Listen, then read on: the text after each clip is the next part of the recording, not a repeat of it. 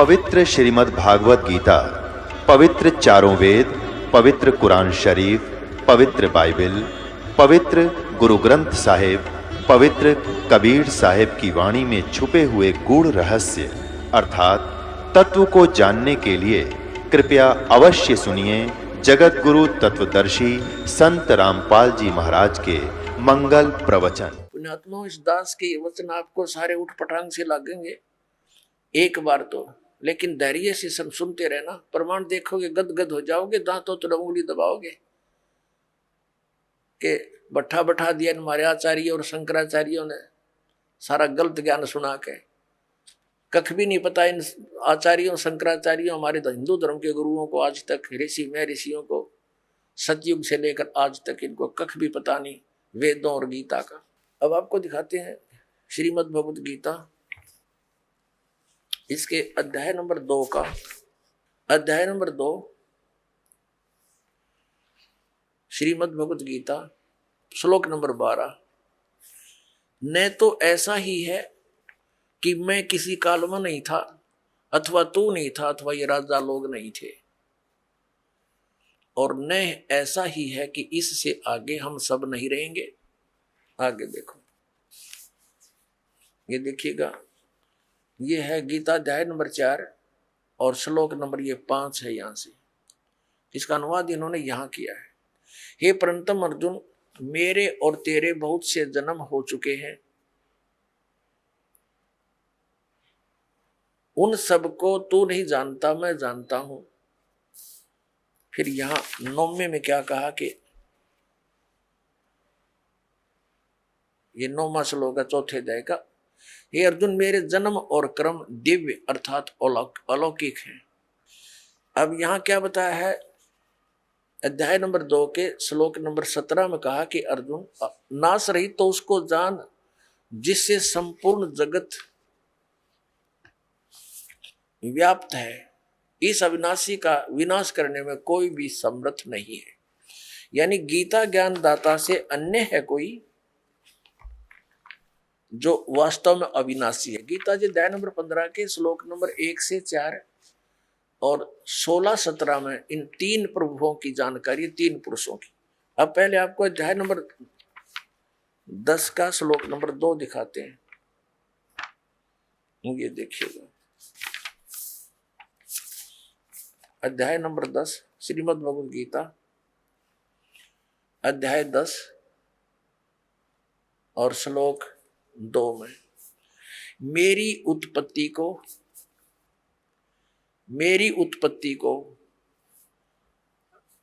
ये जो भी ये लिखते हैं प्रभाव माने उत्पत्ति को, न देवता लोग जानते हैं न मैं ऋषिजन ही जानते हैं, क्योंकि मैं सब प्रकार से देवताओं का और महर्षियों का आदि कारण। अब ये क्या स्पष्ट हो गया कि गीता ज्ञान दाता ये ब्रह्म है, सरपुरुष है। श्री कृष्ण जी में प्रवेश करके ये बोल रहा है, ये कहता है मेरा जन्म तो हुआ है, उत्पत्ति तो हुई है, लेकिन ये ब्रह्मा विष्णु महेश और ये ऋषि नहीं जानते, क्योंकि ये इससे ही उत्पन्न हुए हैं। ये इसकी संतान है। ब्रह्मा विष्णु महेश इस ब्रह्म के पुत्र हैं, और दुर्गा इन ब्रह्मा विष्णु महेश जी की माता है, श्री दुर्गा जी। अब गीता ज्ञान दाता ने, ब्रह्म ने स्पष्ट कर दिया कि मैं नाशवान हूं, मेरी तो जन्म मृत्यु होती है, तो इसके साधक की भी जन्म मृत्यु होगी, क्योंकि ब्रह्मलोक में जाएगा, और ब्रह्मलोक में गया हुआ प्राणी फिर जन्म मृत्यु में आता है। श्रीमद् भगवत गीता अध्याय नंबर 15 के श्लोक नंबर 1 से 4 और 16-17 में 3 पुरुष बताए हैं। उल्टा लटका हुआ संसार रूपी वृक्ष है, इसकी ऊपर को तो जड़ समझो, नीचे को 3 गुण रूपी शाखा। अब गीता ज्ञान दाता ने केवल इतनी ही संकेत किया है, ऊपर को जड़ है संसार रूपी वृक्ष की, और नीचे को 3 गुण रूपी शाखा है। बस शेष के लिए बता दिया कि वो तत्वदर्शी संत बताएगा। गीता जी अध्याय नंबर 4 के श्लोक नंबर 34 में जिसके विषय में कहा, और फिर उसकी पहचान बताई है गीता जी अध्याय नंबर 15 के श्लोक नंबर 1 में, कि इस उल्टे लटके हुए संसार रूपी वृक्ष को कि सभी विभागों को जो जानता है स वेदवित, वो तत्वदर्शी संत है। ये देखिएगा 15वां अध्याय है श्रीमद् भगवत गीता का और प्रथम श्लोक है। इसमें लिखा है कि ऊर्ध्व मूलम, ऊपर को मूल, अधः शाखम, नीचे को शाखा, अश्वत्थम प्राहु अव्यम। ये पीपल का, संसार रूपी पीपल का वृक्ष अविनाशी कहा है। छंदासी यस्य पर्णानि, इसके पत्ते आदि, शाखा आदि सभी इसके छंद हैं, विभाग हैं। ये तम वेद, जो उन सभी विभागों को जानता है, स वेदवित, वो वेद के तात्पर्य से को जानने वाला है, वो तत्वदर्शी संत है। इनका अनुवाद पढ़िए। आदि पुरुष परमेश्वर रूप मूल वाले, यानी संसार रूपी वृक्ष। पहले आप जी ये देखेंगे, ये संसार रूपी वृक्ष है। ऊर्ध्व मूलम, ऊपर को तो जड़ है, ऊर्ध्व मूलम, ऊपर को तो जड़ है और नीचे को ये शाखा है। ये एक संसार रूपी वृक्ष है। ये एक संसार रूपी वृक्ष जानो। अब ऊर्ध्व मूलम अधः शाखम, और जो संत इसके सभी विभागों को बता देगा वह तत्वदर्शी संत है। परमेश्वर ने 600 वर्ष पहले बताया था। अब समझो ये पेड़ है जो पृथ्वी से बाहर नजर आता है, इसको पेड़ बोलते हैं। तो परमात्मा कबीर जी स्वयं तत्वदर्शी संत की भूमिका करने आते हैं, सहशरीर आते हैं, जैसा कि वेदों में प्रमाण है।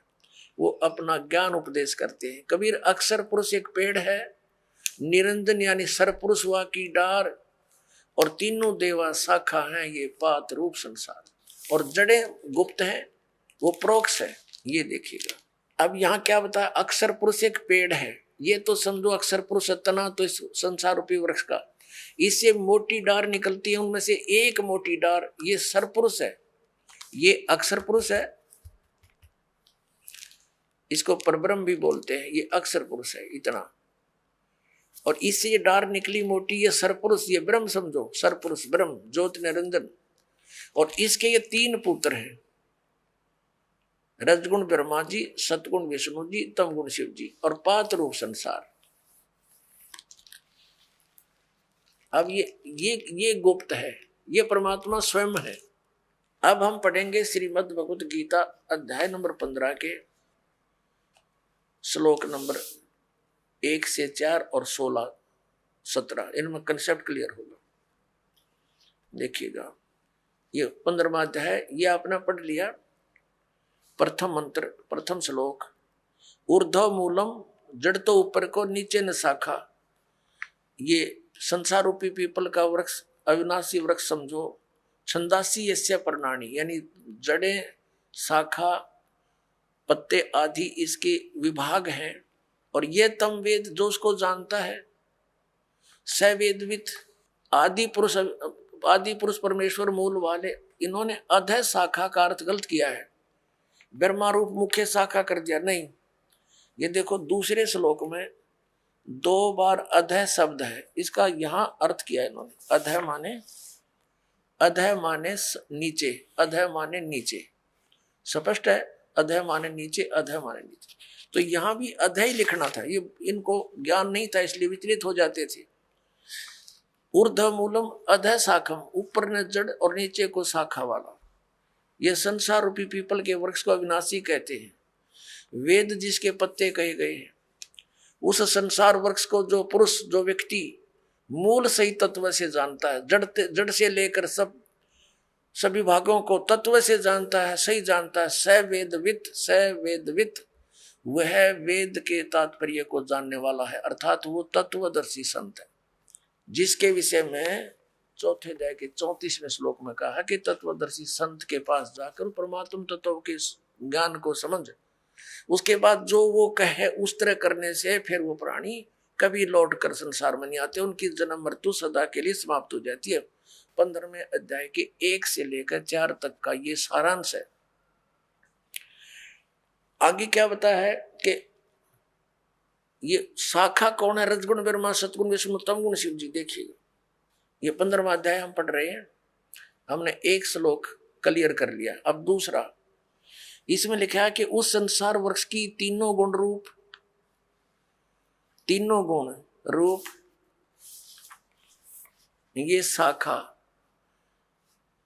ये विषय विषय भोग रूप, विषय पर वाला, विषय विकारों वाली, ये तो देव मनुष्य रखिए तीनों नाम लिखा है, ये शाखा है। अधः माने नीचे, ऊर्ध्व माने ऊपर फैली हुई है। मनुष्य लोक में कर्मों के अनुसार बांधने वाली भी ये मूलानी यानी मुख्य कारण है, नीचे और ऊपर फैली हुई है, सब जगह नहीं, केवल नीचे और ऊपर। अब यहाँ ये कंसेप्ट क्लियर करना पड़ेगा। अब ये स्पष्ट करना पड़ेगा कि रजगुण ब्रह्मा जी, सतगुण विष्णु जी, तमगुण शिव जी है। इसके लिए देखिएगा मार्कंडेय पुराण, ये मार्कंडेय पुराण, और ये कहाँ से प्रकाशित है? गीता प्रेस गोरखपुर से। प्रकाशक है, मुद्रक है गीता प्रेस गोरखपुर, गोविंद भवन कार्यालय कोलकाता का संस्थान। इसके 122-23 पृष्ठ पर दिखाते हैं आपको।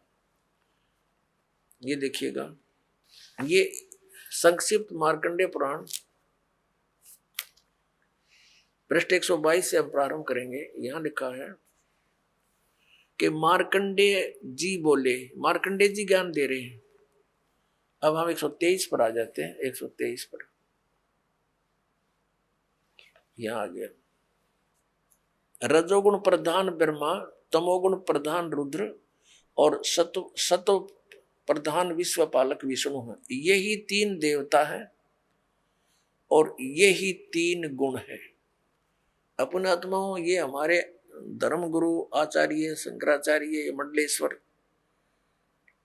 इनमें से कुछ एक तो ठीक बताते हैं। जैसे इनसे कोई प्रश्न करता है कि क्या रजगुण ब्रह्मा, सतगुण विष्णु, तमगुण शिव जी हैं, जो बिल्कुल निष्पक्ष हैं, वो तो सही कह देते हैं कि हाँ बिल्कुल शास्त्रों में ऐसा ही लिखा है।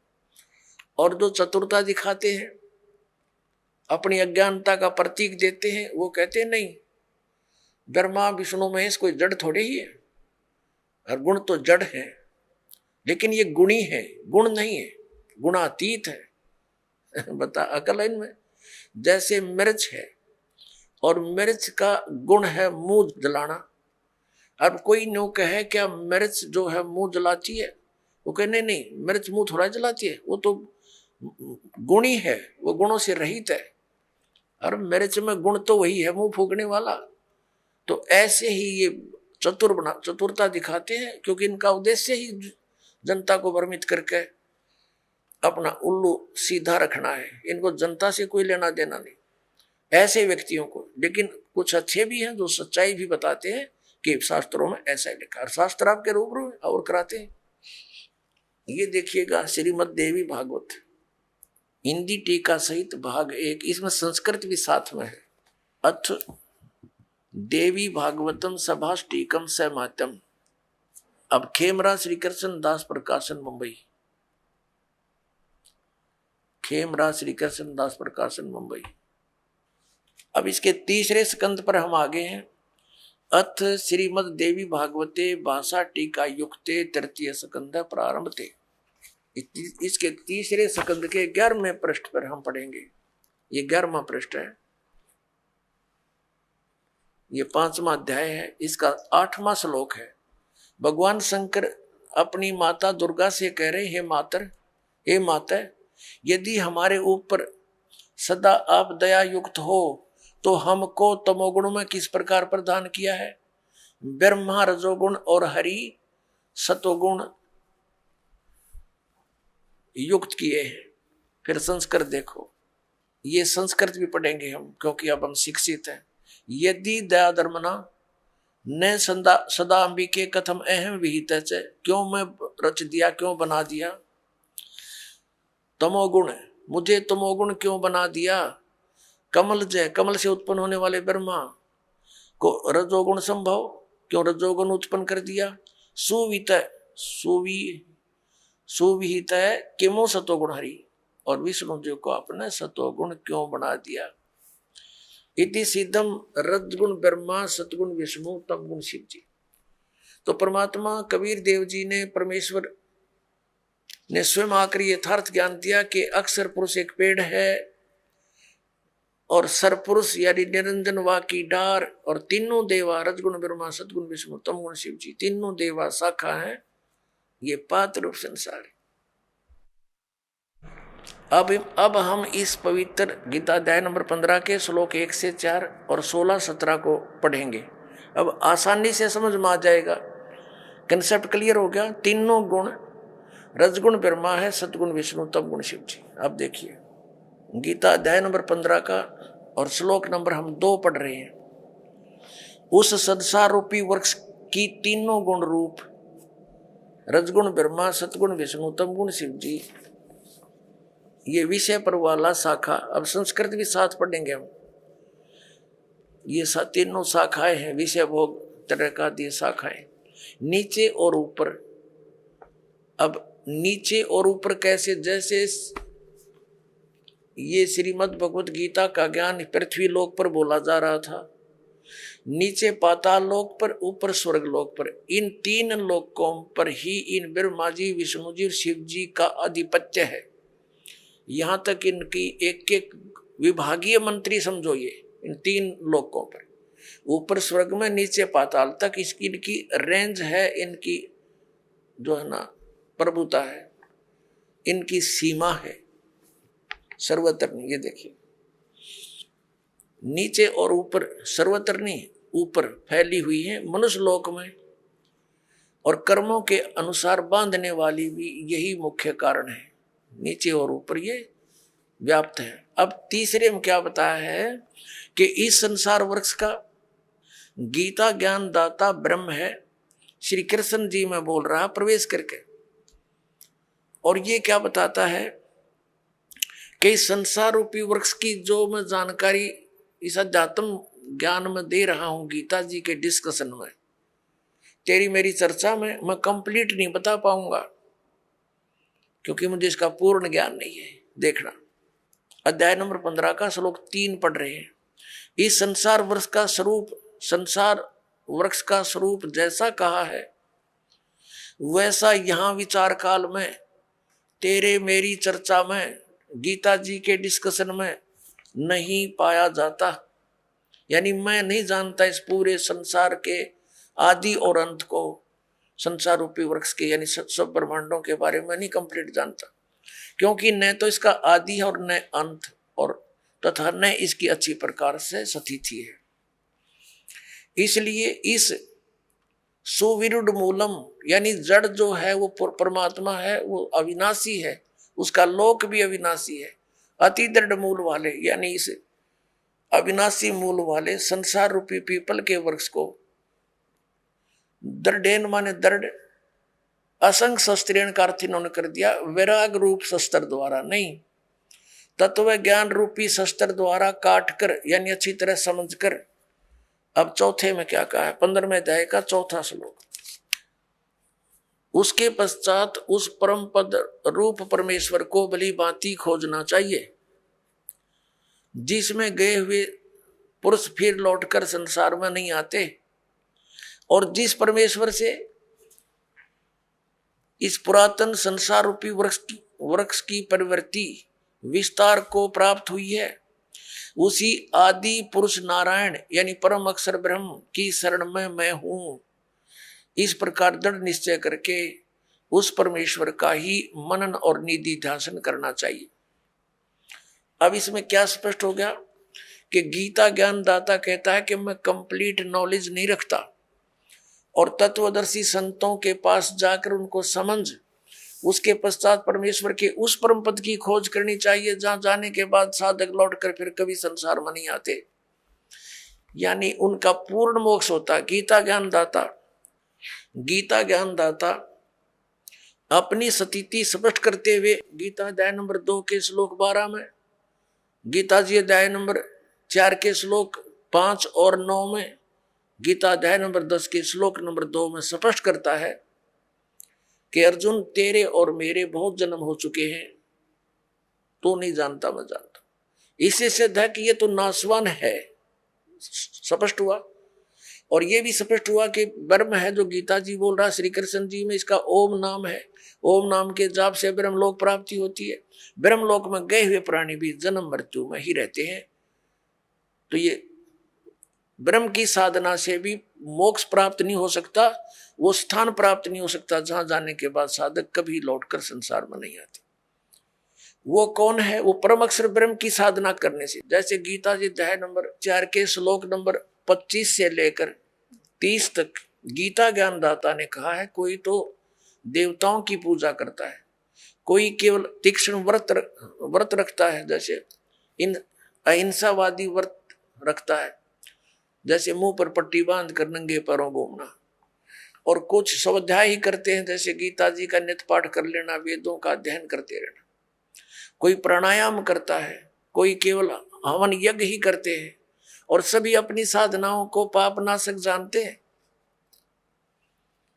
यदि उनको ये पता चल जाए कि ये पापनाशक नहीं है तो सब कोई ना करे उनको। ये साधक उसी समय तक उस साधना को कर रहा है जब कोई इसका पता नहीं कि सही नहीं है, तब छोड़ देगा उसी दिन।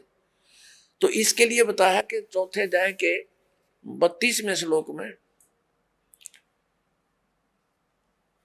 कि इस प्रकार की जो 25 से लेकर और 30 तक जिन श्लोकों में जानकारी दी है, इस प्रकार की बहुत सारे धार्मिक यज्ञों की, धार्मिक अनुष्ठानों की जानकारी सच्चिदानंद घन ब्रह्म की वाणी में विस्तार से कही गई है। अब सच्चिदानंद ब्रह्म की वाणी, क्योंकि वो परमात्मा सतलोक से चलकर आता है, अपने मुख कमल से उपदेश देता है, ज्ञान सुनाता है, वो सूक्ष्म वेद होता है, वो तत्व ज्ञान होता है। वो तत्व ज्ञान है, उसके अंदर बहुत विस्तार के साथ ये अध्यात्म मार्ग बताया गया है, अध्यात्म ज्ञान कहा गया है। अब देखिएगा अध्याय नंबर 4 पर ले चलते हैं आपको। पहले थोड़ा सा श्रीमद् भगवद गीता अध्याय नंबर 4 और श्लोक नंबर 25 में, दूसरे योगीजन देवताओं का पूजन रूप यज्ञ मन धार्मिक अनुष्ठान भली भांति किया करते हैं, पर उपासते यानी पूजन करते हैं, और अन्य योगीजन ब्रह्म साधना करते हैं, इसका यह अर्थ है। और 26 में कहा कि अन्य योगीजन श्रोत्र आदि समस्त इंद्रियों को संयम रूप अग्नि में हवन किया करते हैं, दूसरे शब्द आदि करते रहते हैं। ये समस्त विषयों को इंद्रिय रूप यज्ञ अग्नि में हवन किया करते हैं। 27 में लिखा है कि दूसरे योगीजन संपूर्ण क्रियाओं, इंद्रियों की संपूर्ण क्रियाओं और प्राणों की समस्त क्रियाओं को ज्ञान से प्रकाशित आत्म संयम रूप अग्नि में हवन किया करते हैं, यानी कुछ तो अपने इंद्रियों को ही संयम करने में लगे रहते हैं। 28 में कहा है कि कई पुरुष द्रव्य संबंधी यज्ञ करते हैं, यानी कि तब भंडारे कर दिए, कांबड़ बांट दिए, कोई मंदिर बनवा दिया, इस तरह करते रहते हैं, और कुछ तपस्या करते रहते हैं। तो कहने का भाव ये है कि अब हम 32 पर आते हैं, अपने मतलब की बात लेते हैं।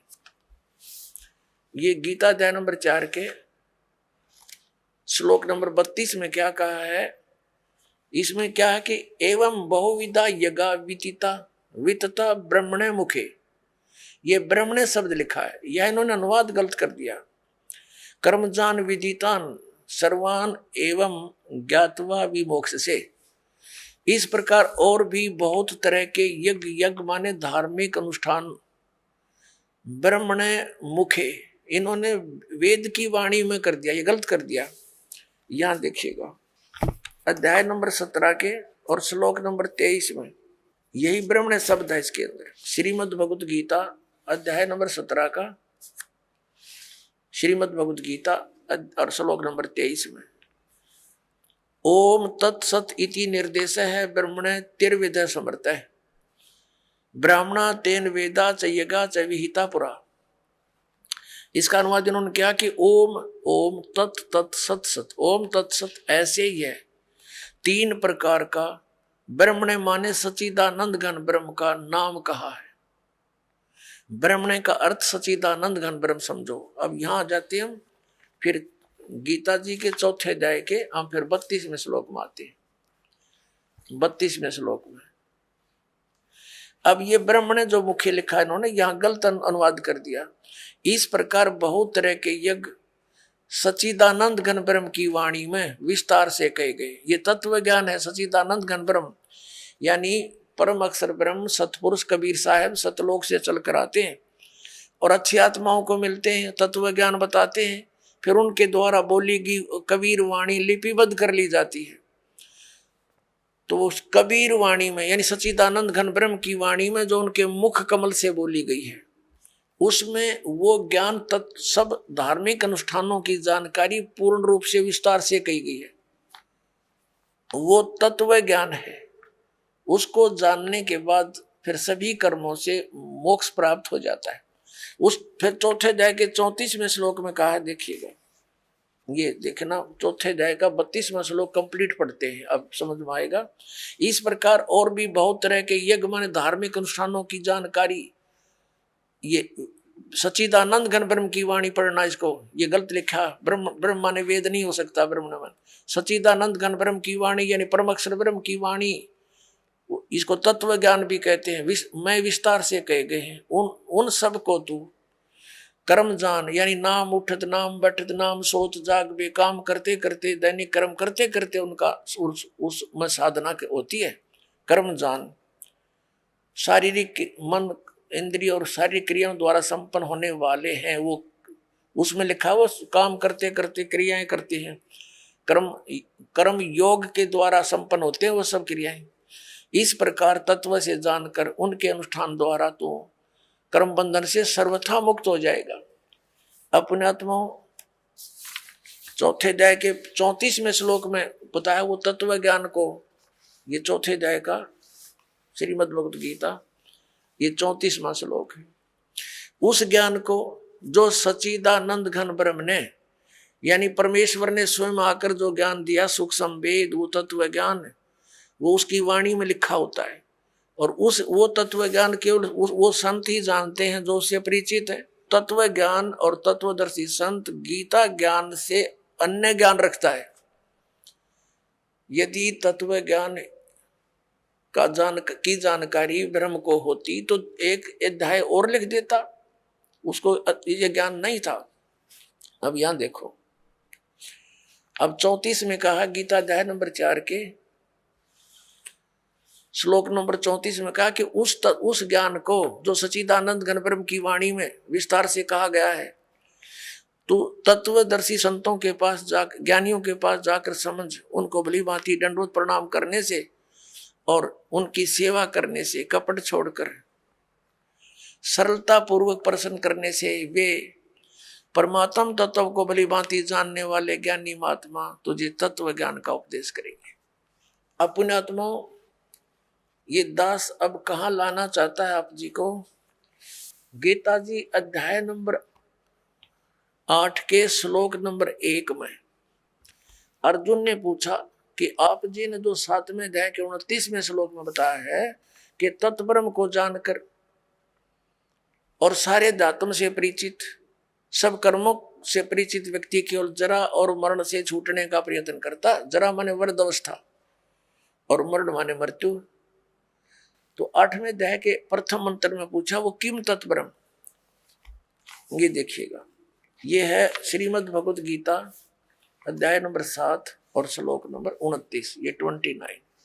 यहाँ इसकी केवल संस्कृत है, आगे इसका अनुवाद है। जरा मरण मोक्षाय, जरा माने बुढ़ापा, मरण माने मृत्यु, मोक्ष माने छुटकारा पाने के अर्थ। माम आश्रित यतंती ये ते ब्रह्म तत्विदु कृष्णम अध्यात्म कर्म च अखिलम। इसका अर्थ है कि माम आश्रित, मैंने जो तुझे बताया है इस ज्ञान को आश्रित जो कर लेगा, तत्वदर्शी संतों को खोज लेता है, वह जो जरा मरण मोक्ष से छूटने, मोक्ष के लिए, जरा मरण के मोक्ष के लिए ही यतंती प्रयत्न करते हैं, वे तत्ब्रह्म को और संपूर्ण उस तत्ब्रह्म को जानते हैं और सारे अध्यात्म ज्ञान को और सब कर्मों को से परिचित है। ये देखिएगा, यह अनुवाद है 7वें अध्याय के 29वें श्लोक का। जो मेरी शरण होकर आश्रित है, इसका अर्थ तो ये दास ने जो बताया वही सही है कि मेरे इस ज्ञान का आश्रय कर ले कि तत्वदर्शी संत की खोज कर ले, उसके बाद उससे प्राप्त ज्ञान के आधार से जो केवल जरा और मरण से छूटने का ही प्रयत्न करते हैं, वे उस तत्ब्रह्म से और सारे दात्म ज्ञान से और सब कर्मों से परिचित हैं। देखिए अब 7वें अध्याय का 29वां श्लोक हम गीता जी का पढ़ रहे हैं। जो मेरे आश्रित माने शरण होकर जरा और मरण, जरा माने वृद्धावस्था, मरण माने मृत्यु से छूटने के लिए यत्न करते हैं, वे उस ब्रह्म को और संपूर्ण अध्यात्म को, ये देखो उस तत् ब्रह्म उस ब्रह्म को, संपूर्ण अध्यात्म को और संपूर्ण कर्मों को जानते हैं। यहाँ 8वां अध्याय श्लोक होता प्रारंभ होता है। इसका प्रथम श्लोक है 8वें अध्याय का। इसमें पूछा है किम तत्ब्रह्म, आपने जिस इस तत्ब्रह्म के बारे में कहा है कि तत् ब्रह्म को, उस ब्रह्म को और सब संपूर्ण अध्यात्म को, संपूर्ण कर्मों को जानते हैं। यहाँ पूछा 8वें अध्याय के प्रथम श्लोक में किम तत्ब्रह्म और किम अध्यात्म, किम कर्म पुरुषोत्तम, किम अधिभूत च किम प्रोक्तम अधिदेवम किम उच्यते। इसका उत्तर दिया है 8वें अध्याय के 3 श्लोक में।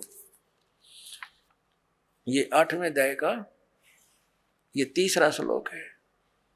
वह परम अक्षर ब्रह्म है, परम अक्षर ब्रह्म है। 3 श्लोक में उत्तर दिया। अपना आत्मा। अब हम आते हैं गीता जी अध्याय नंबर 15 के श्लोक नंबर 16 और 17 पे। इससे सारा कंसेप्ट जो दास करना चाहता था क्लियर हो जाएगा। ये देखिएगा, ये गीता अध्याय नंबर 15 और यहाँ ये 16वां श्लोक है। इसमें 2 पुरुष बताए हैं, दिव्यम द्वौ इमौ पुरुषौ, 2 पुरुष, 2 प्रभु, 2 स्वामी, एक सर और एक अक्षर। इसको सर पुरुष कहो। इस दोनों पुरुषों को यहाँ लगा सकते हैं, सर पुरुष और अक्षर पुरुष। और यहाँ इनका अनुवाद, इनका अनुवाद देखते हैं। इस संसार में नासवान और अविनाशी भी ये 2 प्रकार के पुरुष माने प्रभु, पुरुष माने स्वामी, भगवान कहे हैं। और सब प्राणियों के शरीर नासवान है और जीवात्मा अविनाशी कहा जाता है। इसका भावार्थ ये है, एक सरपुरुष तो ये ब्रह्म है, अक्षर पुरुष ये परब्रह्म है, सरपुरुष जो है ये ब्रह्म 21 ब्रह्मांड का स्वामी है, और अक्षर पुरुष ये 7 संग ब्रह्मांड का स्वामी है। ये दोनों भी और इनके अंतर्गत जितने प्राणी हैं सब नासवान है, लेकिन जीवात्मा तो किसी की भी नहीं मरती, वो तो विषय ही अलग है। अब ये स्पष्ट कर दिया, ये तो दोनों नासवान है, सरपुरुष भी और अक्षर पुरुष भी। भले ही अक्षर माने अविनाशी होता है, लेकिन इसकी बहुत ज्यादा लंबी आयु है, जिस कारण से इसको अक्षर कह रहे हैं, लेकिन ये वास्तव में अविनाशी नहीं है। इसका कंसेप्ट 15वें अध्याय के 17वें श्लोक में स्पष्ट कर दिया कि उत्तम पुरुष है तू अन्य और परमात्मा इति उदाहरते। देखना 15वें अध्याय का हमने 16वां पढ़ लिया, 17वां पढ़ेंगे। उत्तम पुरुष है तू अन्य परमात्मा इति उदाहरते, यह लोग तरम आविश्य विभर्ति अवय ईश्वर है। उत्तम पुरुष यानी श्रेष्ठ परमात्मा तो इन दोनों से कोई अलग है। 2 पुरुष 16वें में कहे उनसे अन्य है, और जो तीनों लोकों में प्रवेश करके सबका धारण पोषण करता है।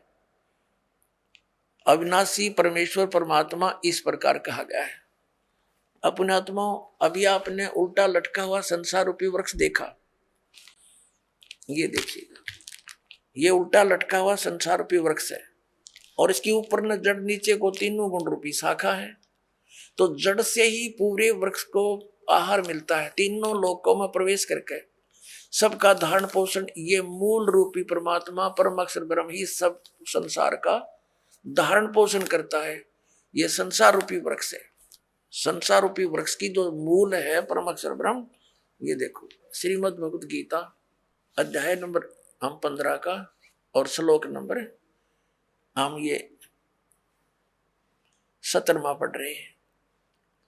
उत्तम पुरुष है तू अन्य परमात्मा इति उदाहरते। उत्तम पुरुष यानी श्रेष्ठ परमात्मा प्रभु तो कोई और है, इन ऊपर वाले से दोनों से 16वें वर्णित से अलग है। और उसी को परमात्मा कहा जाता है। यह लोक त्रयम आविषय विवर्ती, जो तीनों लोकों में प्रवेश करके सबका धारण पोषण करता है, वो वास्तव में अविनाशी भगवान है, वो अविनाशी परमात्मा। ये देखिए, उत्तम पुरुष तो अन्य परमात्मा, उत्तम पुरुष तो पुरुषोत्तम, उत्तम पुरुष यानी पुरुषोत्तम सही भगवान तो कोई और ही है जो तीनों लोकों प्रवेश करके और सबका धारण पोषण करता, वो है अविनाशी परमात्मा। वास्तव में अपने आत्मा जो दास निष्कर्ष निकालना चाह रहा, अब निकल रहा है। अब जो प्रसंग चला था कि विष्णु जी तो कह रहे हैं मैं दुर्गा से ऊपर किसी को नहीं मानता, मेरे आध्यात्मिक ज्ञान के जितना मुझे है, मेरे ज्ञान में दुर्गा से ऊपर कोई भगवान नहीं। विष्णु जी कह रहे मैं दुर्गा की भक्ति करता रहता हूं, और हमारे आचार्य शंकराचार्य कहते हैं ये अपने स्वरूप की भक्ति करते हैं, ये किसी की भक्ति नहीं करते। कोई कह कुछ राम की भक्ति करता है, राम श्री शंकर की करता है। ये इनकी दंत कथा लोक वेद था। अब दुर्गा जी ने स्पष्ट कर दिया, वो कहती है ब्रह्म की पूजा करो, मेरी पूजा भी छोड़ दो। उसका ओम नाम है, ओम नाम के जाप से ब्रह्म लोक प्राप्ति होगी। गीता जी ने स्पष्ट कर दिया कि गीता ज्ञानदाता ब्रह्म है, उसका एक ओम अक्षर है, उसकी साधना करने वाला ब्रह्मलोक में जाता है। ब्रह्मलोक में गए हुए प्राणी फिर जन्म मृत्यु में आते हैं, ये सथाई मोक्ष नहीं। अब गीता ज्ञानदाता 18वें अध्याय के 62वें श्लोक में और गीता अध्याय नंबर 15 के 1 से 4 में और 18वें अध्याय के 62 और 66 में, इन श्लोकों में ये स्पष्ट कर रहा कि उस परमेश्वर की भक्ति करनी चाहिए, उस परम अक्षर ब्रह्म की, जो 8वें अध्याय के 3रे श्लोक में जिसके विषय में कहा, उसकी भक्ति करनी चाहिए। उसकी साधना करने से प्राणी कभी लौटकर संसार में नहीं आता, परमेश्वर के उस परम पद की प्राप्ति हो जाती है। और गीता जी अध्याय नंबर 18 के श्लोक नंबर 62 में कहा कि तू सर्वभाव से उस परमेश्वर की शरण में जा, उसकी कृपा से तू परम शांति को और सनातन परम धाम को प्राप्त होगा, यानी फिर कभी जन्म मृत्यु नहीं होगी। अपनी इसने स्पष्ट कर दी, तेरी और मेरी जन्म मृत्यु सदा बनी रहेगी। अपना आत्मा आज सुबह भी यही विषय रहा था, लेकिन जब तक ये ग्रंथ रूबरू नहीं हो जाते तब तक हमें विश्वास नहीं होता, क्योंकि हम दूध के जले हुए और छाछ को भी फूंक मार कर पीते हैं।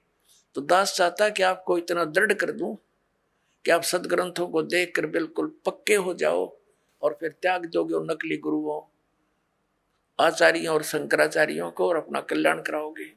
श्री मद् भगवत गीता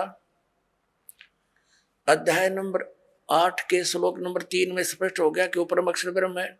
श्रीमद् भगवत गीता अध्याय नंबर 15 के श्लोक नंबर 1 से 4 और 16-17 में स्पष्ट हो गया कि ऊपर को जड़ तो पूर्ण परमात्मा है, अक्षर पुरुष उसका तना है, सरपुरुष डार है, तीनों गुण रजगुण ब्रह्मा सदगुण विष्णु तम गुण शिव जी, ये संसार रूपी वृक्ष की शाखा है।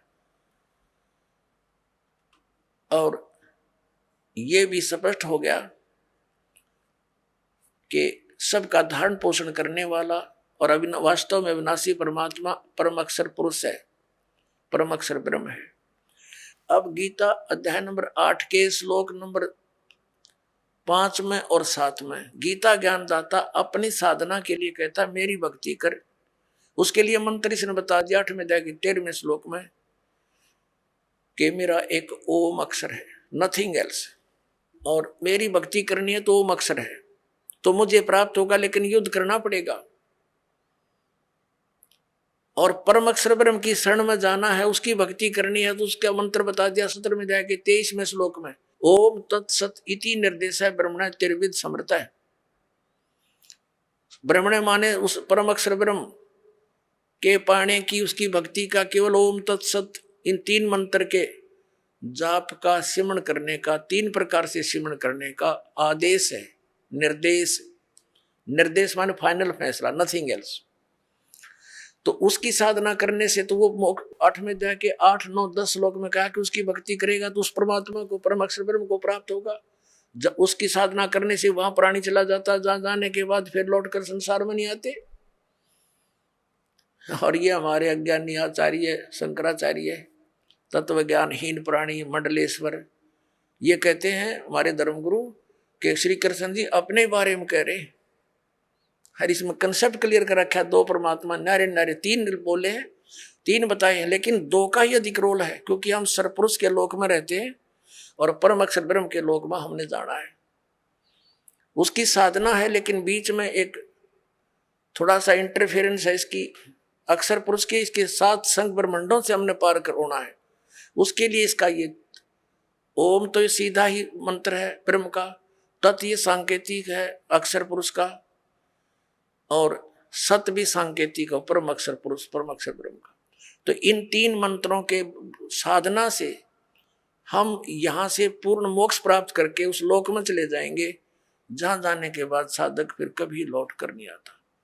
तो ये इस पूरी श्रीमद् भगवत गीता का निष्कर्ष आपके सामने, आप थोड़ा संकेत दिखा और देता।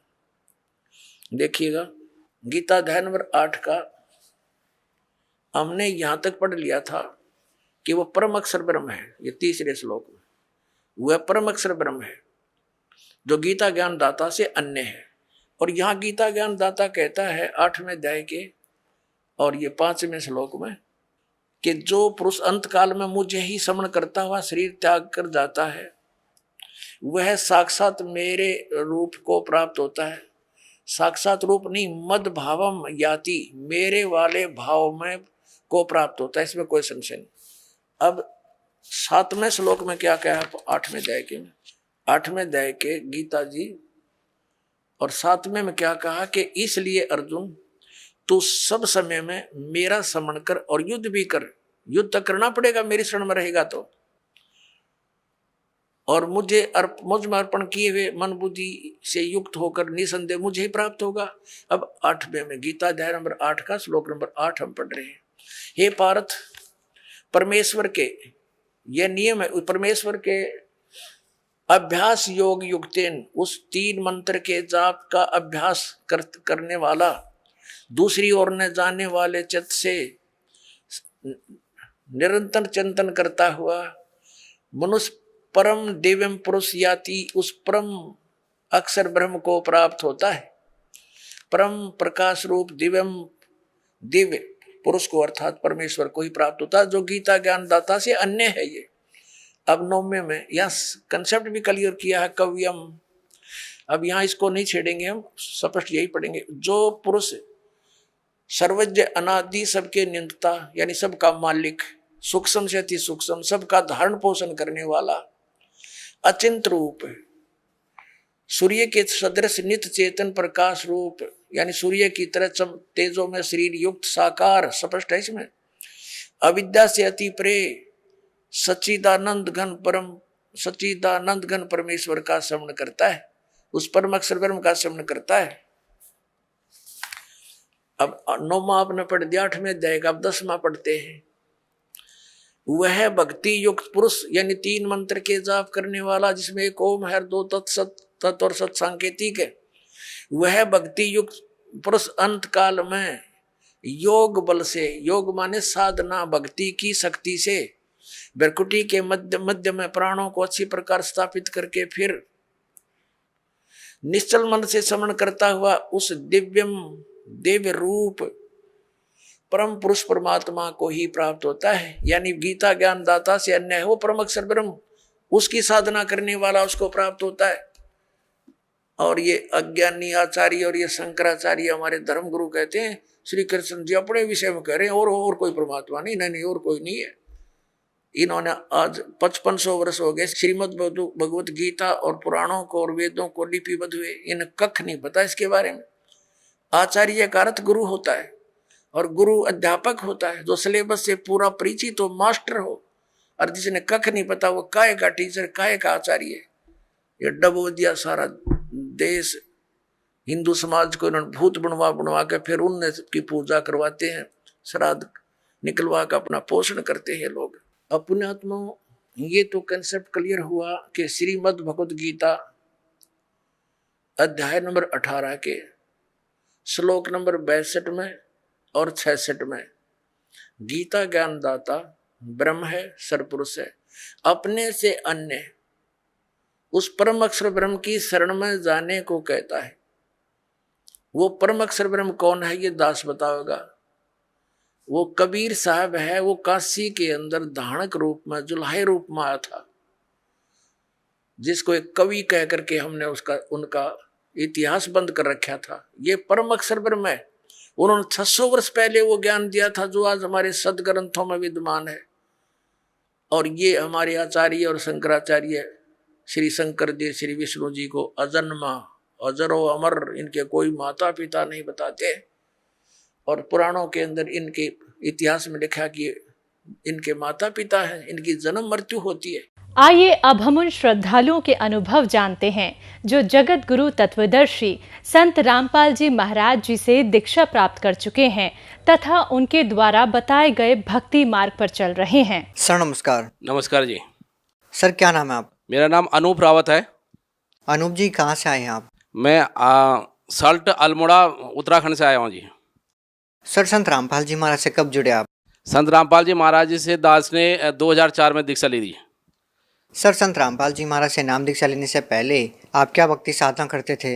मैं जी कोई भक्ति उक्ति नहीं करता था। जो मेरे मम्मी पापा करते थे मैं बोलता था सब ये ढोंग है, और मैं तो शुरू से ही बचपन से ढूंढता था कि कुछ और है मामला, लेकिन मुझे पता नहीं था क्या है। सर संत रामपाल जी महाराज की शरण में कैसे आए? मैं दिल्ली में नौकरी करता था तो विन केबल पे परमात्मा मतलब संत रामपाल जी महाराज जी का सत्संग आता था 2-2.5 घंटे, 5 बजे से 7 बजे 7:30 बजे तक आता था। मैंने वो सत्संग देखा। उससे पहले भी मैं कई और गुरुओं के सत्संग देखता रहता था, लेकिन वो उनको देखा मैंने कि वो नाटक जैसे कर रहे हैं, कोई अपनी वाणी का दिखा रहा है, कोई ड्रामा कर रहा है, कोई कुछ कर रहा है। लेकिन संत रामपाल जी महाराज जी का जो सत्संग आता था उसमें संत रामपाल जी महाराज वेदों को, गीता को और पुराणों को दिखाते थे कि ऐसा ऐसा है और इसमें इस भक्ति, उस परमात्मा की भक्ति करनी चाहिए थी। तो उसके बाद मैंने वो देखा, 2 साल तक लगातार 2002 से 2004 तक मैंने वो सत्संग देखा। पूरा मैंने एनालिसिस करा और एनालिसिस करने के बाद वेदों में, गीता में, सभी शास्त्रों में प्रमाणित, इवन और भी जो उन्हें दिखाए, बाइबल दिखाया, उसके बाद गुरु ग्रंथ साहिब दिखाया, उनमें भी प्रमाण आया कि परमात्मा एक ही है और वो कबीर है। तो फिर मैंने डिसाइडेड करा कि ठीक है मुझे उनको गुरु बनाना चाहिए, और मैं उनके पास रोहतक रोहता में गुरु बनाने के लिए चले गया। सर आज के दिन जो लोग भक्ति करते हैं वो किसी न किसी लाभ प्राप्त करने के लिए भक्ति करते हैं, जैसे आध्यात्मिक, भौतिक या मानसिक लाभ प्राप्त करने के लिए वो भक्ति करते हैं। तो सर आपने संत रामपाल जी महाराज से नाम दीक्षा क्यों ली? मैंने मोक्ष के लिए नाम लिया, और परमात्मा की दया से मैं थोड़ा बहुत रोजी रोटी तो कमा ही रहा था, दिल्ली में अपने परिवार का भरण पोषण करा था। लेकिन मैं मोक्ष के लिए मुझे वो लिया था क्योंकि थोड़ा मेरी संस्कृत सही थी। तो जितने भी हमारे आचार्य थे या शास्त्री थे जिन्होंने हमें पढ़ाया था, उन्होंने बोला था कि मोक्ष सबसे बड़ी बात होती है। मनुष्य योनि का एक ही मकसद है, मोक्ष प्राप्त करना। सर संत रामपाल जी महाराज की शरण में जो भी जाता है उनको आध्यात्मिक, भौतिक और मानसिक लाभ, कोई ना कोई लाभ तो जरूर होता है। सर आपको क्या लाभ मिले संत रामपाल जी महाराज की शरण में जाने के बाद?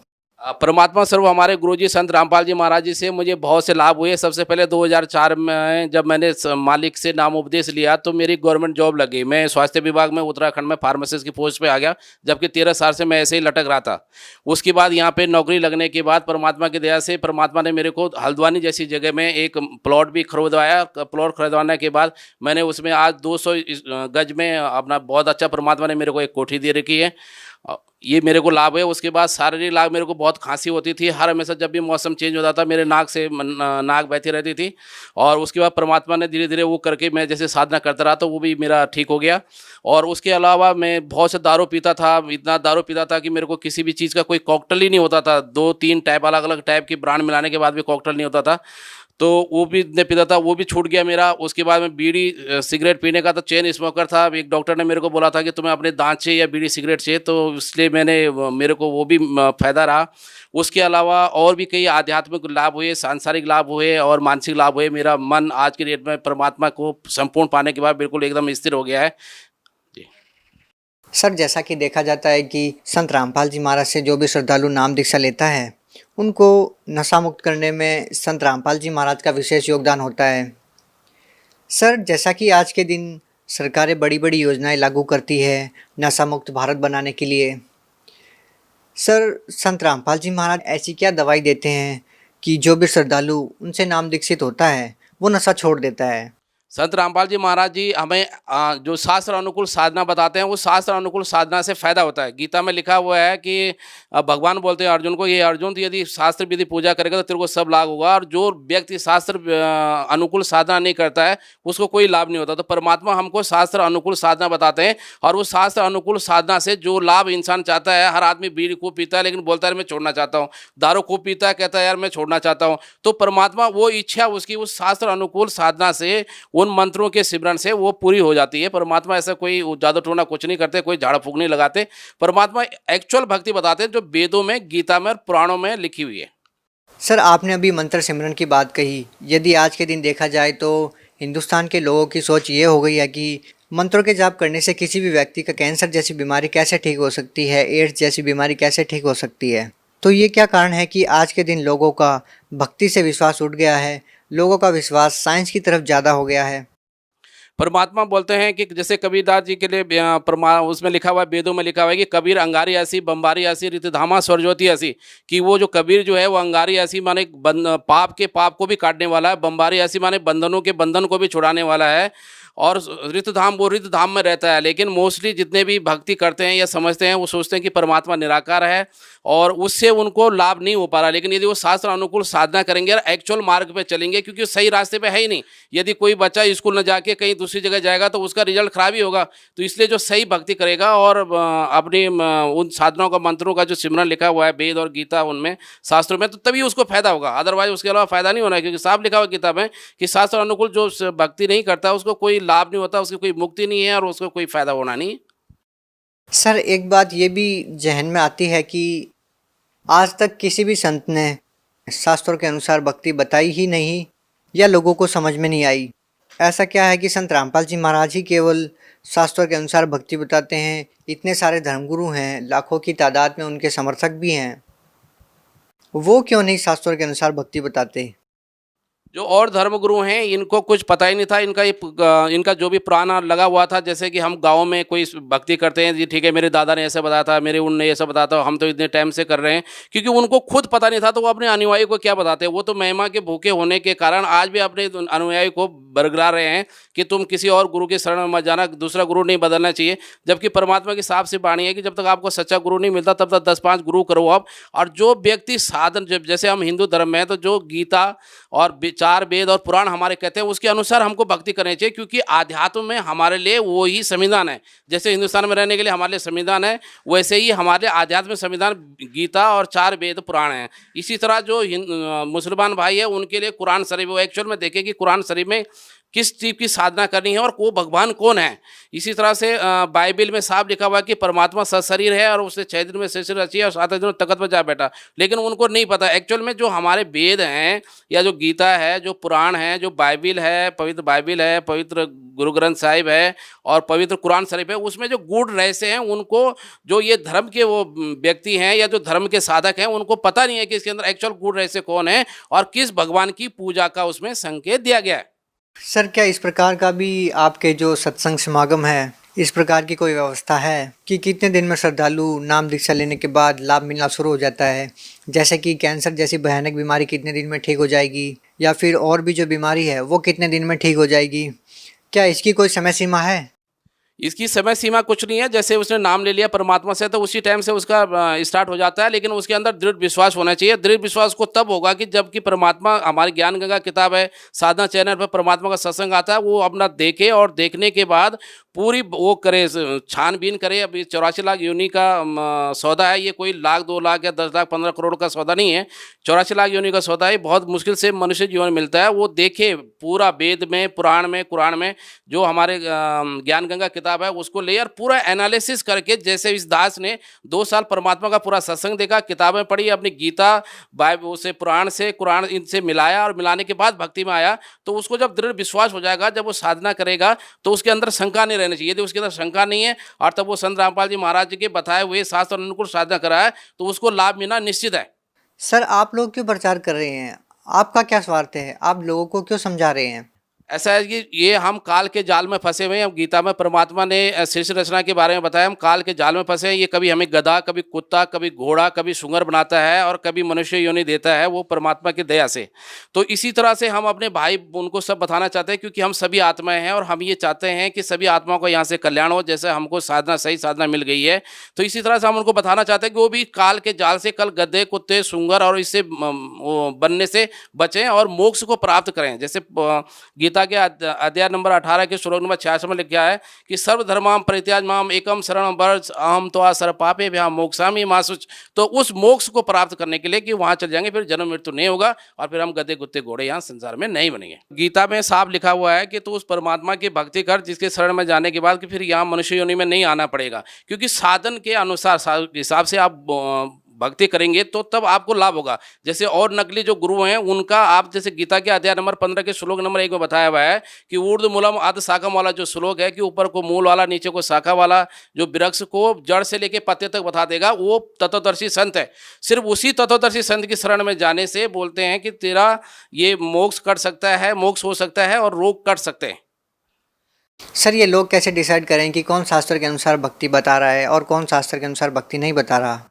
इसके लिए हमारे जितने भी धर्म ग्रंथ हैं, जैसे मान लीजिए हम हिंदू धर्म में हैं तो हमारे लिए 4 वेद और गीता इसके लिए प्रमाण है। जो पुराणों के अंदर जो गीता का ज्ञान है वो हमारे लिए प्रमाण है। जैसे उसमें मुस्लिम धर्म में हमारे भाई लोग हैं तो उनके लिए पवित्र कुरान शरीफ में जो साफ लिखा है वो अपनी कुरान शरीफ को एक बार फिर से पढ़ें कि किस भगवान कौन है, किधर को इशारा है। उसके बाद हमारे सिख भाई जो हैं वो अपने पवित्र गुरु ग्रंथ साहिब को पढ़ें कि उसमें गुरु नानक जी ने किस परमात्मा की तरफ को संकेत किया है कि वो परमात्मा कौन है। उसके बाद ऐसे ही बाइबल में वो समझें कि वो परमात्मा कौन है और कैसे आता है और कैसे उसके लक्षण होते हैं। तो उस लक्षण से उसमें साफ बताया तो उससे उसको परमात्मा मिल सकता है। ये आडंबर से या मनमुखी साधना से या जो लोक वेद के हिसाब से ऐसा कुछ नहीं होगा। देखा देखी से, शास्त्र के प्रमाण से ही वो आगे अपनी मुक्ति पा सकता है। सर, भगत समाज को क्या संदेश देना चाहेंगे? ये दास भगत समाज को ये देना चाहता है कि भवनाम जन्माना मानते ज्ञानवान माम परपदे वासुदेव सर्वमति सहमात्मा सुदुर्लभे। इसमें गीता में साफ कहा है कि बहुत जन्मों के अंत में मनुष्य जन्म मिलता है और उसके बाद भी मेरे जो ज्ञानी आत्मा होता है, जो कि ज्ञान को समझता है या कलेक्ट करता है पूरे अपने जीवन के लिए कि कैसे मोक्ष होगा, ज्ञानी आत्मा मुझे जानता है कि मैं कौन हूँ। और वासुदेव सर्वमति सहमात्मा सुदुर्लभे कि वो सच्चिदानंद घन ब्रह्म ही सब कुछ है, जिसने जो कि देवों के ऊपर भी देव है, यानी वासुदेव है, देवों के भी ऊपर देव है। उसको पहचानने वाला संत बहुत दुर्लभ होता है। सोचिए, पहले मनुष्य जीवन ही बहुत दुर्लभ है और उसके बाद उस संत का मिलना बहुत दुर्लभ है। तो इसलिए आपके लिए सबसे बड़ा सुनहरा परमात्मा की दया से, संत रामपाल जी महाराज की दया से बहुत अच्छा अवसर है कि आपको वो संत आया हुआ है जो कि उस परमात्मा को बता रहा है कि वो कबीर है और उसकी पूजा करने से, उसकी शास्त्र अनुसार साधना करने से आप मोक्ष प्राप्त कर सकते हो। ये मेरा आपके लिए संदेश है। सर, संत रामपाल जी महाराज के आदेश अनुसार हिंदुस्तान में जगह जगह नामदान सेंटर खोले गए हैं, जहाँ पे लाखों की संख्या में श्रद्धालु संत रामपाल जी महाराज से जुड़ रहे हैं। यदि बात करें उत्तराखंड की, तो उत्तराखंड में संत रामपाल जी महाराज से जुड़ने के लिए कौन कौन से स्थान हैं जहाँ पर जाकर के श्रद्धालु संत रामपाल जी महाराज से नाम दीक्षा प्राप्त कर सकते हैं? परमात्मा स्वरूप हमारे सदगुरु रामपाल जी महाराज जी की दया से हमारे पास रुड़की में एक नामदान केंद्र है, देहरादून में नामदान केंद्र है, श्रीनगर गढ़वाल में हमारे पास नामदान केंद्र है और बागेश्वर बेटा में हमारे पास एक नामदान केंद्र है। उसके बाद हल्द्वानी में एक नामदान केंद्र है और काशीपुर में एक नामदान केंद्र है। इसके अलावा भी जो भक्त कहीं और बाहर के हैं, जैसे टीवी पे हमारा सत्संग, परमात्मा का सत्संग चलता है संत रामपाल जी महाराज जी का, उसके नीचे एक पीली पट्टी आती है, उसके अंदर जो भी नंबर होते हैं उन नंबर पर आप फ़ोन करके अपनी जगह का नामदान केंद्र और दीक्षा केंद्र आप जान सकते हैं, उससे आप जानकारी प्राप्त कर सकते हैं। और साथ में मुफ्त में यदि आपको ज्ञान गंगा चाहिए, आपके पास अभी तक ज्ञान गंगा नहीं पहुंची है, तो वो आप ले सकते हैं। जी, बहुत बहुत धन्यवाद सर साहब जी।